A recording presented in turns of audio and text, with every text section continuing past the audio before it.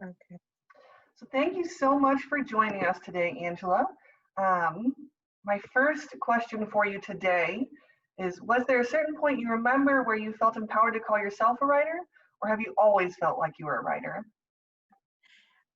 Well, first, thank you, Rachel, for doing this interview and allowing me the opportunity to really think about that very important question. When did I first think of myself as a writer?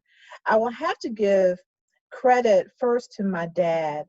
My daddy was my biggest cheerleader, and I can remember even as a small child when I was scribbling with crayons on pieces of paper, uh, telling him that those were stories, and he would say to me, "You're going to be a writer someday, little girl. You're going to be a writer." And so that was fed into me from such a long, such an early part of my life, that I always embraced the idea of writing.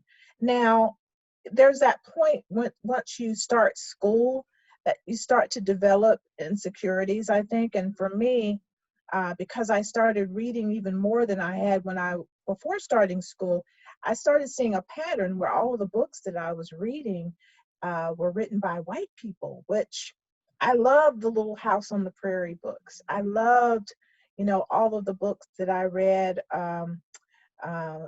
Little Women. I probably read that book so many times that it was not even funny, and I cried every time Beth died. So there was that. And I loved those books, and I did feel a kinship to those young people in those stories. But it wasn't until I had my first Black teacher, Mrs. Kennedy, and she gave me the book, I Know Why the Caged Bird Sings.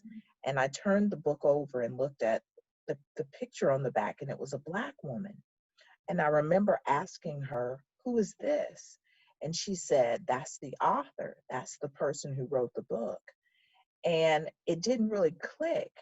I asked again, I said, "You mean Black people write books?"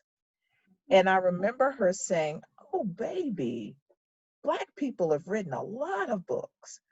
And it's interesting because until you see something, sometimes it's impossible for you to imagine it. And Mhm. so once she opened up that door or that window and said, "See this woman on this cover, she did it."